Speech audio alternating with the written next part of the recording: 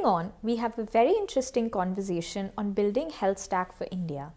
The National Health Stack, envisioned in 2018, is an attempt to harness technology to improve the efficiency, effectiveness, and transparency of healthcare delivery in India. How can accountability and transparency be embedded in this newly proposed stack? Can the public and private sector work together for a successful rollout of the health stack? To unpack these issues, we have a conversation between Renuka Sane and Priya Karnik, which will be moderated by Neeraj Jain. Renuka Sane is an associate professor at the National Institute of Public Finance and Policy, and Priya Karnik is a volunteer at iSpirit, a not-for-profit think tank staffed mostly by volunteers who dedicate their time towards India's heart problems. Outside of iSpirit, Priya is the founder of Dwara Money. This discussion is being moderated by Neeraj Jain, who is the country director at Path India. Welcome all.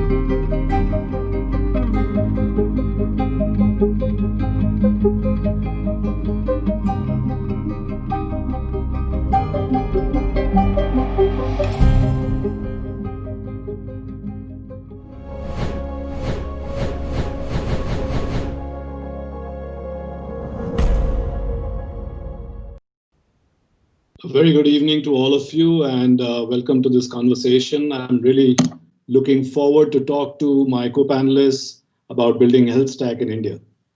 It's no secret that India's health systems has pretty much been huge, very complex, but also very fragmented. The verticalization has been tremendous. Different parts of the system not actually talking to each other. And it's also, this verticalization has actually grown over the last 7 decades to create more complex situations.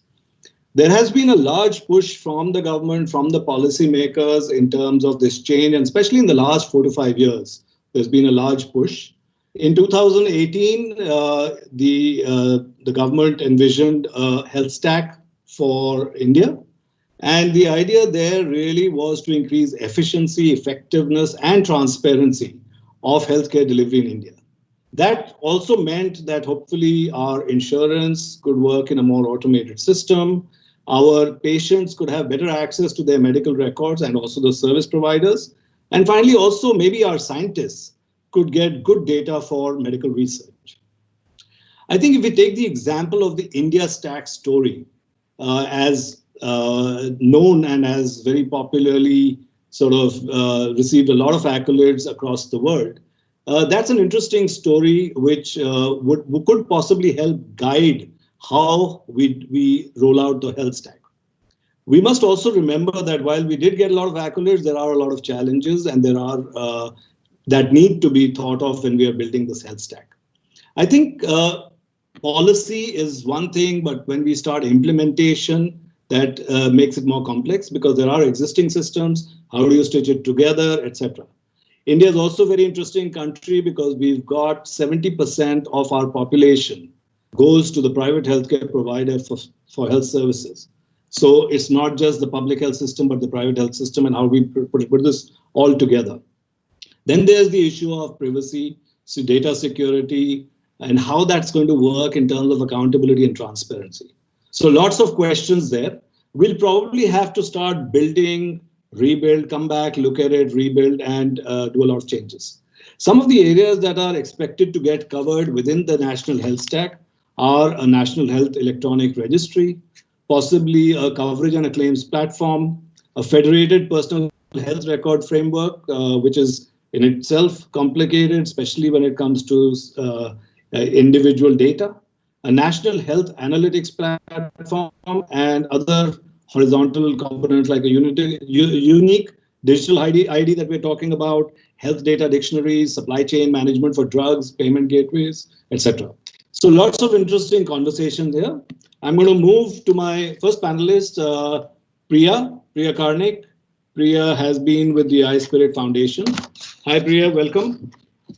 Question for you, Priya, is what is the potential of Health Stack and how will this be realized? And is this the way forward or are we going in the wrong direction? Over to you, Priya. Thanks a lot, Neeraj. Let me start off with taking key components of the health stack that you mentioned. We have health registries, example, a doctor registry, facility registry, which provides a basic set of information that is verified. Second, we have standards for transferring an individual's health records based on their consent, and an insurance claims engine for electronic claim settlements that you spoke about. Market players, whether it's public or private, can build a variety of products and services leveraging the health stack. How do these come together to enable better healthcare for India? I'll classify that into three buckets. Number one, increasing transparency. Second, by empowering individuals. And third, facilitating market innovation. And I'll speak a bit more about these three. First, I spoke about transparency. Now, Health Stack can increase transparency, thereby increasing trust in healthcare, which is a low trust ecosystem for now, and also improve quality of care. So we spoke about registries. So today, if I have to verify if a doctor is a doctor and if they have a degree that they claim to be, there's no easy way to verify that. Now with registries, you can verify that digitally. Electronic health records or individuals' health records provides treatment history and the activities of the hospital or the doctor, which further increases transparency. And I also spoke about transferring health records and how does that work? Example, you go to a hospital B, which is not your usual hospital, and there's a hospital A, which has your health records. Hospital B, with your consent, can get all the health records for treatment. So this seamless digital transfer of health records unlocks digital silos and enables analytics and aggregation of these health records. What does that enable? Better care, better public health management. Today there is a huge drive about collecting comorbidities for COVID vaccine administration. Now, this could have been more efficient if there were digital records across the country. These data can also feed into AI, clinical research, drug research, better allocation of resources. So there's an incidence of cancer in a particular region. Do we have enough cancer care providers in that particular region? AI solutions and telemedicines can become better and augment the capacity of healthcare professionals and address some of the supply gaps that we have been speaking about. The second part that I cover is this whole public-private collaboration, and a stack provides a new framework. It sets clear standards for market players to use the stack. It provides a level playing field. Now, whether you're a public enterprise, private, small, large enterprise, you can use the stack. And that it is important to encourage millions of experiments simultaneously. And the interoperable nature of the health stack. With that, whatever experiments are successful can be meaningfully stitched together to provide a holistic solution to the customer. The third I'll cover, and it's very important, is how does it empower individuals? And that leads to increasing accountability of the healthcare ecosystem. if you look at consumers today, they're already seeking a lot of information on healthcare. May not be everyone, but certain segments certainly is. According to a Google blog, 1 in 20 Google searches are healthcare related. Now, in India, services on health stack can provide, for example, reviews, recommendations, and other information based on public data so that individuals can make an informed choice. The other aspect is we spoke about claims engine. Now, claims engine, which is electronic, can help increase insurance penetration in the country. And it is applicable for both private and public payers by reducing fraud risk and enabling a better product experience. As insurance penetration increases, payers will start advocating for both cost and quality. The other dimension of insurance is that from earlier on, there is an opportunity for payers, both public and private again, to focus on the total cost of healthcare and keeping that individual healthy and move the system to a wellness focused system rather than being curative. And that helps, you've seen that on the principles of there's Kaiser Permanente in the US or accountable care organizations as part of Obamacare. So, Neeraj, the intertwining of transparency, individual empowerment, and the market innovation has the potential to put India closer to an affordable quality healthcare system that is widely accessible. Now, I'll come to your question on is a public good like health stack the way forward? India's healthcare public spending at 1% is low and unlikely to grow significantly. In this environment, a health stack improves the capacity and the efficiency of the system and enables a lot of market innovation, and that's important. Platforms normally do enable innovation, whether it's public or private platforms like AWS. Today, you can start a company very quickly and experiment because you have AWS and various other cloud-based services, right? The second, health stack enables products and services from market players to be developed efficiently. And it helps them focus on the consumers or their customers rather than building the plumbing required. So let me give you an example. Today, if a doctor has to use a digital health solution, that product has to significantly enhance their experience for it to get adopted. So a market player would rather spend the time focusing on understanding what are the doctor requirements, how can I improve their experience, then worrying about, well, is he or she a doctor? Is he or she, which specialty, what degree do they have, right? Open public platforms, unlike private ones, do not capture this value of this innovation. They tend to distribute it. And you can see that, the most famous public platforms are the GPS and the internet. And they created trillions of market value in private market capitalizations, right? The third point that I want to mention about this platform approach is it can dramatically bring down the cost of that components. And you mentioned about India Stack, Neeraj. A cost of, with eKYC, a cost of onboarding a customer by verifying their identity has come down from over 100 rupees to under 20 rupees. And what that enables is you expand the market and make it viable for players to play on a low cost, high volume strategy.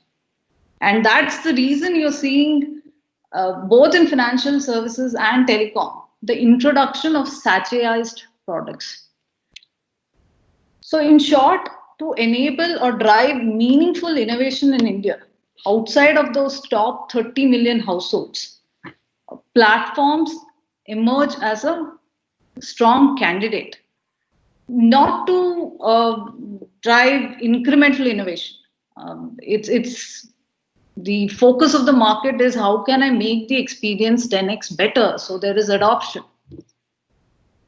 There are a few things that we need to be consider. And you mentioned, it's all this is great. What are the things to be considered? One, stack, like any product that is introduced in the market, if it has to be adopted, if market innovations have to work on it, it has to be designed and implemented well.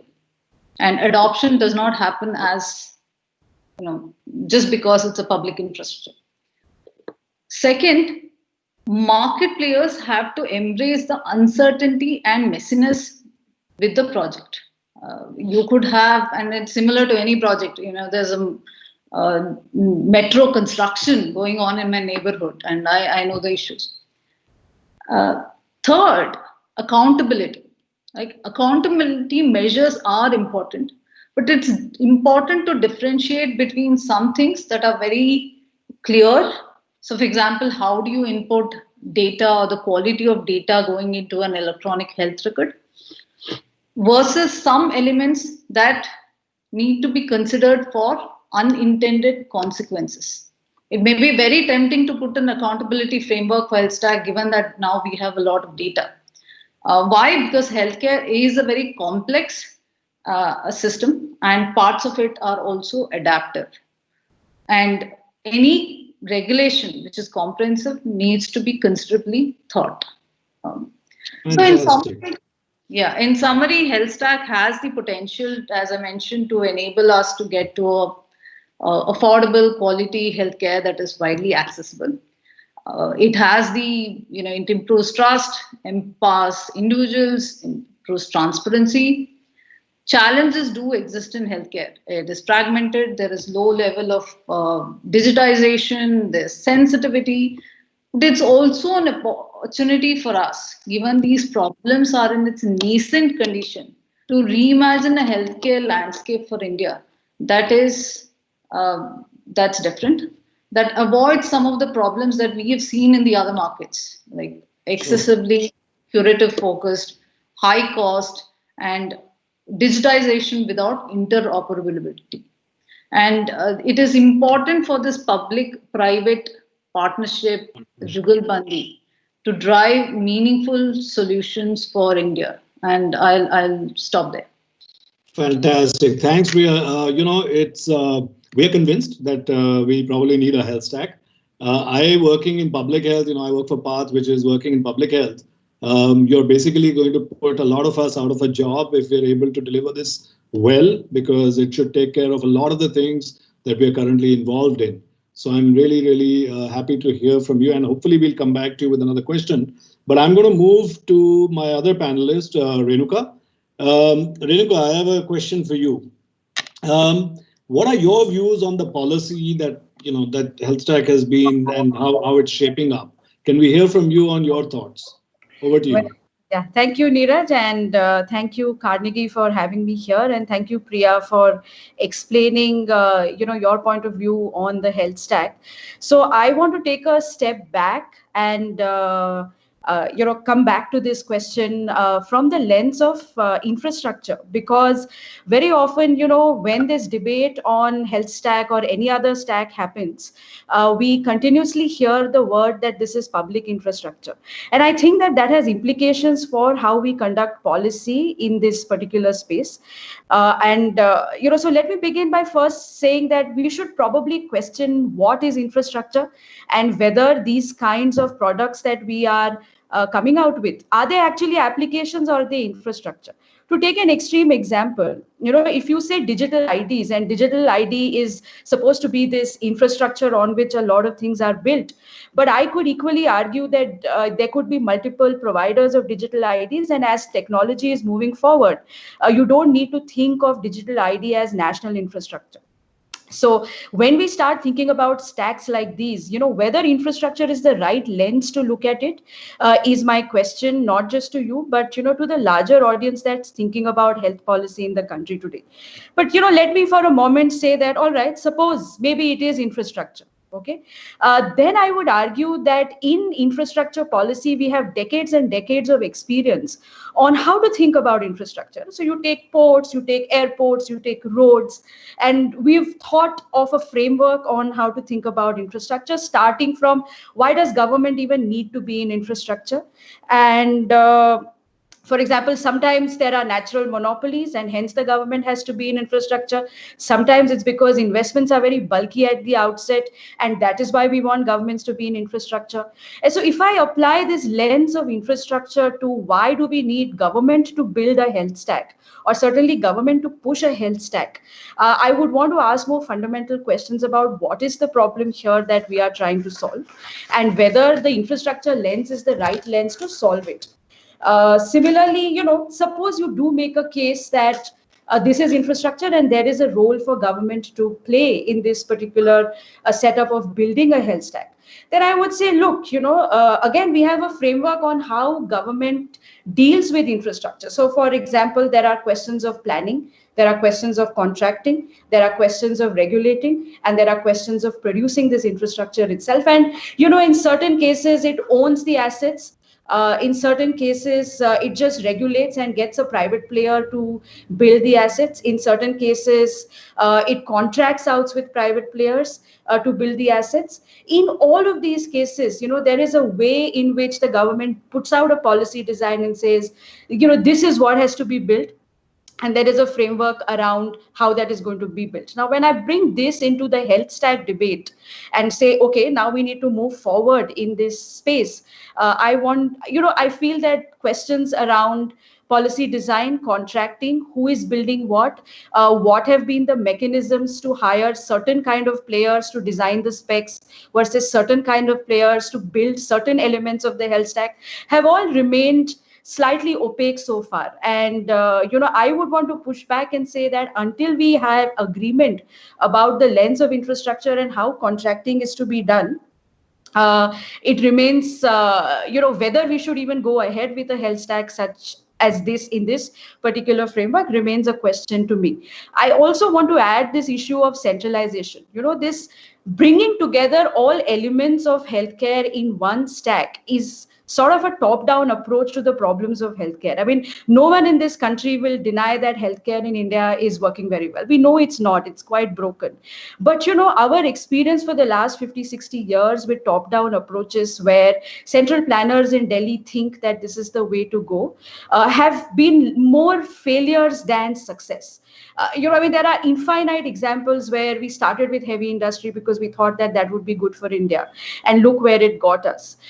So, even if I take the case of the two success stories that keep getting talked about, such as Aadhaar or such as UPI, that there have been problems in that space as well. So, for example, Aadhaar was supposed to be voluntary, but soon we had diktats from the government where Aadhaar was getting used where it should.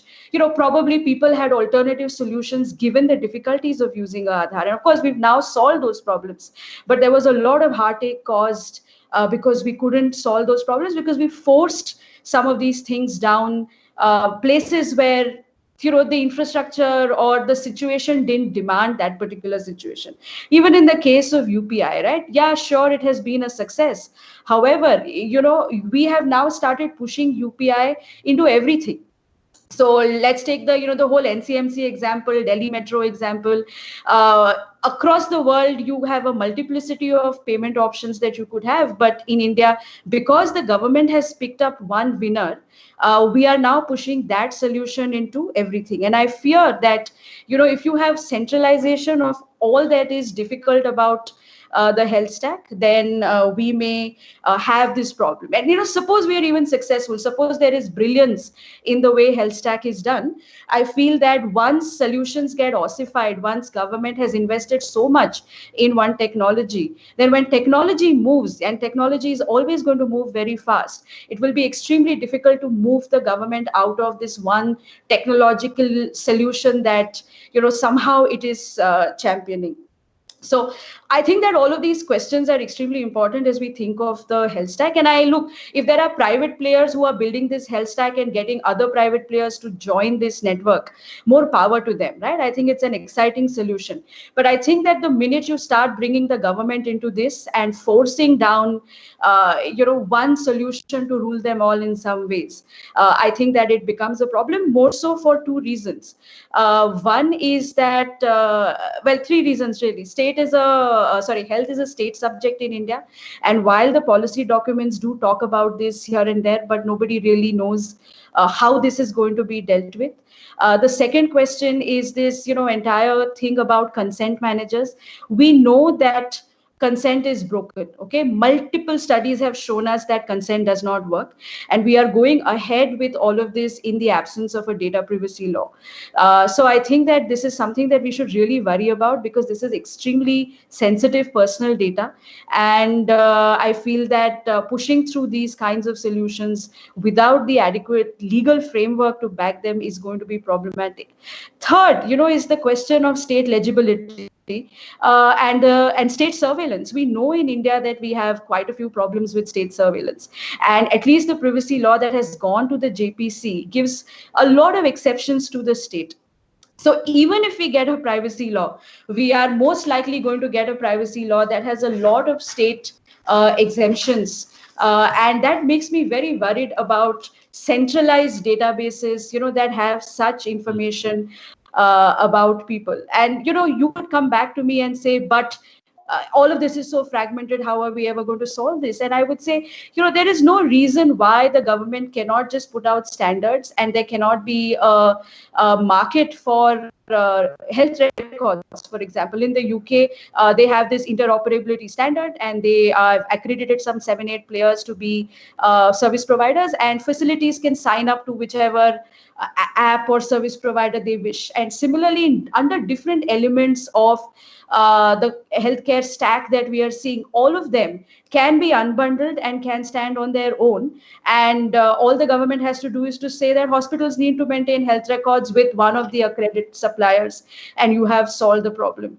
And finally, I'm sorry if I've taken more time, but I just want to end by Lots saying of questions coming online for you. So all right. I want to say that, in the case of public health, for example, our biggest challenge is less healthcare and more just basic goods of public health, like clean air and clean water. And you have worked in water and sanitation for a long time, so I think you know what I mean. And if the government is spending money to build a stack, okay, then I would like to ask the question, is this the place that you want to begin with when you wanted to start doing something in the healthcare space? So if it's a private initiative, again, no problem at all, no questions asked. But if it's a public initiative which is going through the lens of infrastructure, where there is contracting done, lots of money is going to be spent to maintain databases, then is this the best use of our money? And I think that we definitely need a discussion on whether money should be spent on more, things that are truly public health, as opposed to building infrastructure, or what we think is infrastructure for records management.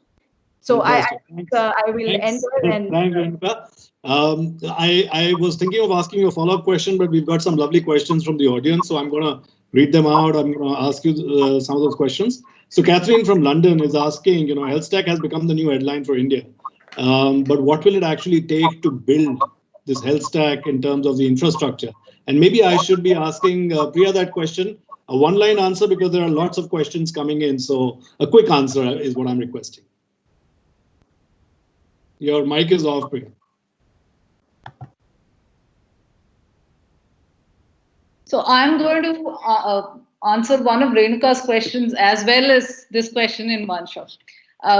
It is going to be a federated architecture. So while some components are going to have to be built, but a lot of it, like Renuka mentioned, is about setting standards and making that interoperable. Because you've given me a one line, I'm happy to connect with Catherine and provide answers later. Catherine, please reach out to Priya. She's involved with the Health Stack build, so I'm sure she can help. We also have a question from Nicholas from Brussels, who says, shouldn't you be coordinating with the neighbors like Nepal and Bangladesh too? Is that something on the horizon maybe?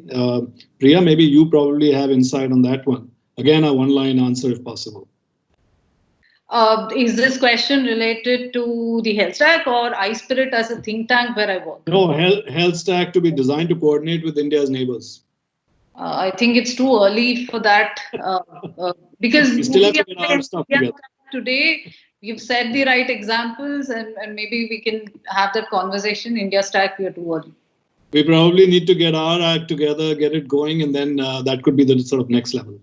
Okay, I'm going to ask this question to you, Renuka. This is Ramesh from Nagpur, and he wants to know that just given the number of users in India, there's going to be a huge investment required for infrastructure. And I know you've kind of talked about this a little bit. So is India actually thinking of some sort of global collaboration here? And you've said private sector, but this could also mean a larger global collaboration. And how would that work considering the sensitive nature of the data? So I can't speak for the policymakers in India, so I don't know what policymakers are thinking. But if I were to give you my view as a researcher, I would say, yes, there are multiple users and therefore there will be multiple solutions and different places will come out with solutions that matter for them. So in fact, if you look at the NHS experience in the UK, they abandoned a similar project that we are embarking because they felt that it was too centralized and, different places wanted different things and the top-down approach didn't work for them. And I think that in India, we also need to be extremely careful about this top-down approach. And I think that, one of the things that we need to ask in not just the health space, but in any space, if private solutions aren't coming up, I think the question to ask is, why is it that the private sector feels that it is unable to come up with solutions? And very often the root cause of that is in regulatory hurdles or, in the way life is made difficult for private initiative to take off. And I can give you multiple examples of that in several fields in India. And I think if we got that structure right, then there will be lots of solutions. And if there are global partnerships, then, more power to that. But whether the policymakers are thinking about this or not, I would not know. Fantastic. Thanks. We wanted to hear your point of view. Malavika from Delhi wants to know, and I'm going to ask, I know the answer from Renuka, so I'm going to ask Priya this question. She wants to know if the public sector in India doesn't seem to have the capacity to provide healthcare for its citizens. A bit of a harsh statement, I would say, but can collaboration between the public and private sector in creating health stack be the answer? Yeah, and very quickly, I'll give two statements. The launch of Ayushman Bharat has been pivotal from the perspective of transfer of government from in the business of providing healthcare services to being a payer. And by payer, I mentioned earlier, you can advocate for a lot of standards and from the healthcare providers. Now, second, there are two kinds of public-private partnerships. Typical public-private partnerships are localized experiments. With an infrastructure, you can enable private players to offer multiples, and that gives you that multiplicity option on top of the stack to provide solutions.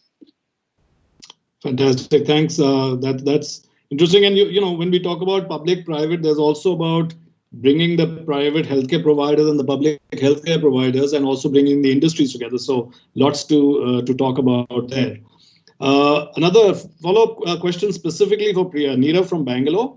He wants to know, iSpirit is playing a key role, he believes, in building a health stack. Can you provide some transparency on what is iSpirit and who is part of health stack and what mandate do they have? Well, please connect with me offline. We have iSpirit website. Please go through that. We are looking for volunteers for health stack. You can look at our open blogs and come on board as a volunteer if you're keen to contribute. iSpirit is mostly comprised of volunteers who devote their time. Fantastic. So Neerav, please reach out to Priya. While we wait for more questions to come in, I had a follow-up question which I never could ask. So I'm going to ask you, Renuka. What are the do's that you learn from India Stack which could be used for health stack? Not the don'ts, because you've already laid those out, but what are the do's that we can learn from it which would be very useful for health stack? You've put me in a very difficult spot here. So I am going to pass this to Priya because who's probably going to, be better able to tell us all the do's from the India Stack experience. But if since you have allowed me to unmute my mic, I want to say something else about this thing that we are worrying about quality of care and problems of asymmetric information between providers and service providers and customers. And these are something that we've studied a lot in the finance space.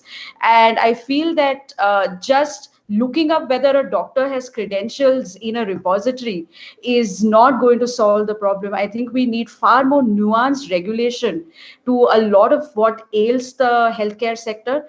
And we should be a little cognizant about how far this health stack experiment is actually going to get us. So, Neeraj, you're on mute. Sorry, I said we should do an inline after about a year to between the three of us to figure out where we went. This is a very interesting conversation. Go ahead, Priya, you were saying something. If I may add something, right? I think the India Stack example, there were other questions, and I'm going to just make a few points and summarize that. The public infrastructure is about putting in the rails. Now you want the private players are happy to come in and provide that AC coach, right? Sleeper coach. But you also want to enable different varieties of coaches to run on that rail track. And unless you have the rail track, the private players who want to service the market outside of the 30 million are going to struggle to think about how do I put a coach together for my market, right? Well, we are starting to privatize rail systems in India, huh? So no, I'm talking about the public, the infrastructure, the rail. When you have limited capital to invest, you focus on the consumer if somebody has taken care of the plumbing. Sure. Okay, I have one question from Lucas from Washington. He says, given India's health stack shall create a comprehensive database of sensitive health records, what mechanisms are in place to prevent corporations from exploiting this for their own ends? And I'll let any of you who want to answer could come in. So, I mean, I'd like to respond to that and say, so right now, all we see on this question are policy documents from the government on the NDHM, as well as the national stack documents that have been put out.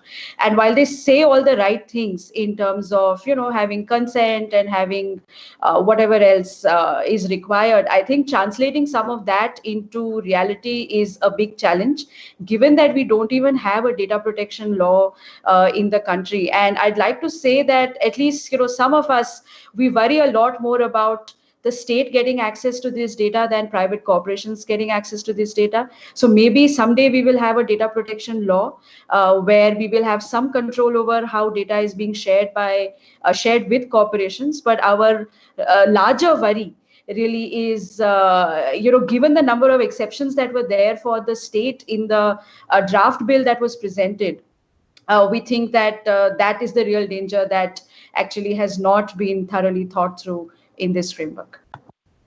So there is a lot happening, I guess, but we are trying to paint the plane as it flies. So, I guess lots of moving pieces, and we need to see what comes out of that.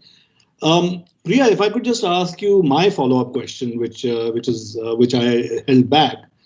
In terms of time frames, what are you seeing in terms of time frames of health stack? Because there's a lot of excitement, there is nervousness, but we do know that this could bring a lot of value. Would you be able to share any insights on the timeframes, or is that absolutely confidential? Look, I can't speak on behalf of the government. What I'm aware of is that there is a pilot in the 6 union territories, and this has been released publicly, of certain components of health stack, like registries, health ID, and the consent manager, and that's the information that I have. So no specific timelines there. Again, not that I'm aware of. All right, good. Renuka, in terms of the internet, that's always been a question, and the health stack will, of course, be it'll be based on a good connectivity across the country. What's your take in terms of implementing of something like the health stack in this situation that we are in? Are we expecting that to be another changing area as we go? So, look, I think that implementing a health stack like solution is extremely difficult. And given the complexity of healthcare in India, we will see how it evolves. So, in some sense, in the financial sector space, doing an India stack or a UPI was much simpler. A, because you had very few service providers, because regulation ensured that you actually have a very tiny banking sector where, some very few banks and most of them public sector banks. So I think that was a very different situation from the one that you are facing in terms of healthcare. And so it remains to be seen how even components of the health stack will take off within urban areas, for example. So, whether and how it reaches rural areas remains to be seen. And as you know, in the session yesterday on financial inclusion, for example, there was talk about digital divide. And so we know that, for example, a lot of people in India don't use smartphones. And even if they use smartphones, it is the man in the house who has a smartphone and not a woman. And so, there are extreme challenges of access as well in terms of how people can ride on this particular network and, move ahead. So I want to say, look, of course, there are problems of internet, but that shouldn't stop us from developing solutions, because there is policy and internet will come. But we should not push down these solutions where people are not ready or when the infrastructure is not ready. Maybe there will be competing service providers on IVRS, for example, that have nothing to do with the health stack, but are able to share information about where medical care facilities are. Maybe, somebody else will build their own database and rent out their database. So there's a little reason for the state to create one database, and then that being the only database that we refer to. So only when we allow for that, I think we will have multiple solutions given the different realities of India. Thank you. And I'll ask you a follow-up question from Shyam Krishna Kumar. He says the UPI experience has resulted in near market duopoly by two big firms, Google and PhonePe. Will the health stack result in similar market dynamics, given the advantage that large digital-first companies enjoy? I think yes and no, because again, I think that implementing the health stack is going to be far more difficult in the healthcare space than we see in the finance space, just because of the nature of the market. So yeah, it is likely that certain firms, may gain more market share. But also, you see, both the India stack or the UPI actually won, not because there was too much competition, but because government sort of mandated you to use Aadhaar and mandates you that the only tech sort of payments platform that you can go to is via the UPI. So in some ways, we don't know whether there was a market test for any of these products, because if there was a policy of allowing another UPI-like entity, which is now they are saying in the form of NUE, we might have something else. Sure. Then you would have a better market test of whether these products work. And similarly for the health stack, if it is not mandated and if other players can build their own systems, then I think we will truly see some more competition rather than everyone piling onto one network. Fantastic. Priya, you want to respond to that too? The same question, the duopoly between Google and PhonePe, are we going to see that in health stack? That's the worry. Yeah, the infrastructure is to enable market players to provide solutions, right? At some point when infrastructure evolves, like you're seeing in financial services, the base infrastructure you can solve for the scalability and resilience problem. Now, I spoke about people embracing the stack earlier on with the uncertainty and with the messiness. And it really depends on the private players on what view they take, how much they want to invest in building this infrastructure out. The platform per se is open for all, and it is open to the public. Fantastic. Thanks, Priya. Priya, I have another question for you since you have your mic on. Sanjay from Mumbai, he specifically wants to know that while that the health stack in its current avatar, could you identify some of the key challenges in pushing this platform from your perspective? I mean, Renuka's already mentioned some, but if you could just identify a couple or two, three of them as you see. So I agree with few of the points that Renuka has mentioned. Financial services, and I come from the financial services world, is a different industry structure. Healthcare, and I mentioned some of the challenges. It is extremely fragmented. There's a huge long tail. Doctors are key stakeholders, whereas in financial services you have institutions. So you need to make sure that the experience caters for doctors as well. And there is low level of digitization. So it is not an easy problem. It is a hard problem, and that's what. But we have to do something about it. Fantastic, thank you. Purnima wants to know what are the penalties for non-consensual access, misuse, etc. of data in health stack. What are the regulations governing the further outsourcing of data by entities? I think we talked about this a little bit, saying, identifying that these are still rules that are being written out as we speak. There is still a lot of discussion around them. There's also how these all interlink together without actually reducing effectiveness of our health services.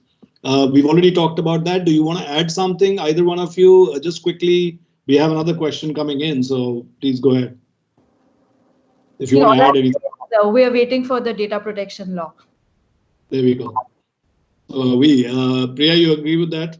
There is a policy, and there is, how do you, within the applicable laws, how do you ensure that you, with the help of technology, that you make this process seamless, hopefully mitigate a number of risks. And that is the consent manager framework, wherein you can provide access for transfer of data. I think from a technology perspective, I can only comment about within the applicable framework how the data empowerment protection architecture tries to build a system for data governance and empower individuals. Sure. Can I sort of come in here, Neeraj, for just a bit? While the idea of a consent manager is very useful and it's nice to have, my worry is that every research that we have seen, and some of which we have done at NIPFP as well, shows how difficult it is for consent to work and how broken consent is. So just consent managers on its own, without a law which has principles around data minimization or third party data access, it's going to be very difficult for an individual to know what possibilities exist in terms of where that data can go. So it's nice to have a consent manager, no question about it, and I'm very glad that that has been thought through. But I feel like that is by itself not going to be enough. See, I think add on to that. One, what can be enabled is, if there is a particular organization which is interested in this effort, now they can provide the user experience layer for that consent manager and address some of these challenges. And I agree with you that there are other aspects that need to be looked into. And probably the building of the health stack is going to be an iterative process. We are going to build and then we're going to come back, relook at it. There are going to be challenges turning around. And I know that we also have done a fair bit of that when we were building the India stack. So, and probably are still doing that. So I think that would be open. I have Jayant from Kolkata. As India has already had some experience in implementing platforms such as UPI and Aadhaar, how have these two experiences informed the structure of health stack, if at all? What are some of the issues with the two former platforms that could be avoided for health stack? I think we've talked a fair bit about this issue already, but if you guys want to add anything else for Jayant, maybe he joined late, but if you want to add anything, please go ahead.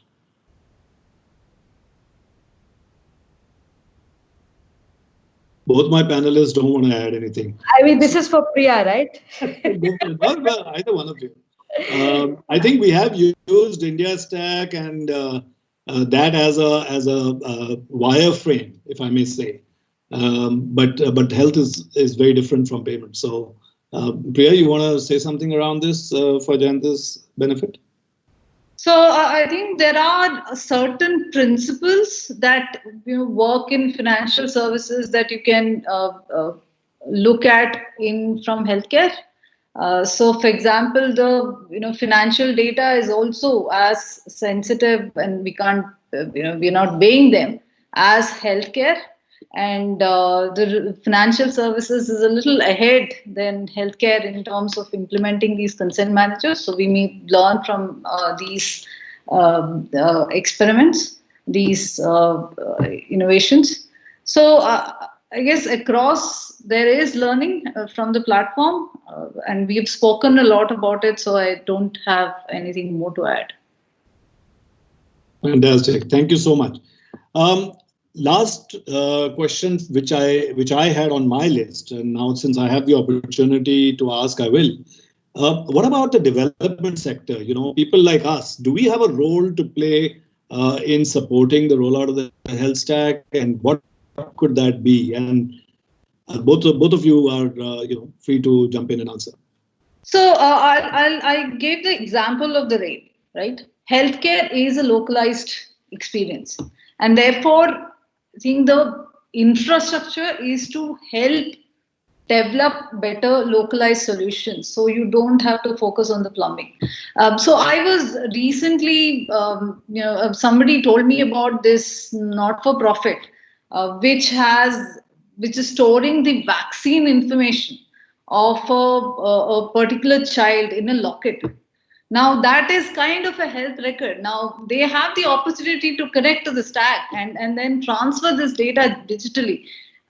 The ability, as I mentioned, is to get a lot of not-for-profits or developed organizations and leverage this infrastructure to provide better healthcare solutions. So absolutely, and I think one of your statement, Neeraj, was, will that efforts of non-developmental organizations be more made redundant? It's of course not.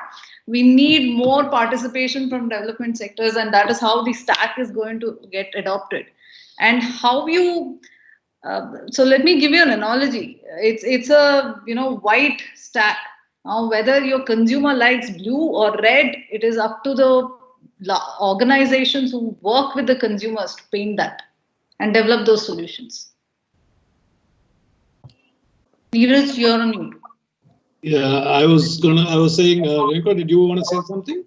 I would say also I would encourage organizations like you to think of solutions that don't necessarily need to go through this one plumbing infrastructure, because maybe there are localized solutions where you can completely think of yourself, because the plumbing is really the internet. That is what we are, even when we talk that we are riding on. So to build a sort of one more layer over a layer of the internet that we have, I think, it would be lovely to see solutions that are more meeting the problems on the ground from entities like yourself, and see how they either integrate with the health stack or can find a place for themselves outside of the health stack. Yeah, I mean, I can tell you, we as a public health organization are very excited about the idea of the health stack.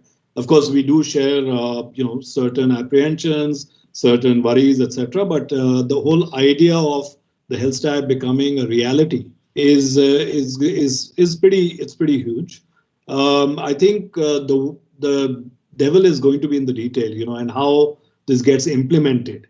So that's the worry. I think the policy side will probably come together, but how does that actually get implemented is going to be a challenge. I have one more question from Nimisha from Delhi. The linking of health data with other systems may create new avenues for discrimination.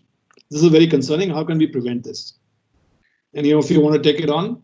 So I think there is technology that enables something, then business processes, regulations, technology cannot replace them. So, for example, you could, as a provider, even without digital health records, can discriminate basis on something else. But that is where the policy and the regulations have to come in. Fantastic. So I think we are over time, and I think the next panel is now ready to come in. I want to thank both of you, Renuka and Priya. You've been a fantastic panel, and it's just been great talking to you. And I look forward to talking again, probably in 6 months to a year, and seeing where we are, and hopefully having new challenges. Thank you so much. Thank you so much. Thanks. And thanks, Bye. Carnegie, for inviting me. Thanks, Neeraj and Renuka, for this great panel. Thank you, and thank the audience. Thank you for all the lovely questions. Bye-bye. Thank you.